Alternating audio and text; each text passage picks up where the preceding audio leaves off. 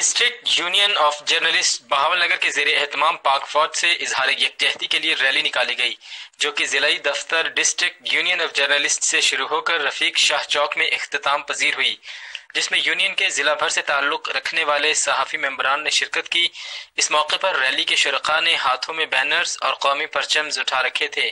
اور پاک فوج کے حق میں نعرے بازی کرتے بھارت کو پیغام دے رہے تھے کہ ہماری مسلح افواج جرت مند ہیں، پوری قوم ایک آواز ہو کر ان کے ساتھ ہے۔ بھارتی طیارے گرا کر اپنے پروفیشنل ہونے کا ثبوت پوری دنیا کے سامنے رکھ دیا۔ رفیق شاہ چوک میں پہنچ کر صدر district union of journalist Atif Khakwani اور صدر روہی پریس کلب وحید کھرل نے شرکاء سے خطاب بھی کیا اور انڈین ایئر فورس کے دانت کھٹے کرنے پر قوم کو مبارکباد بھی پیش کی۔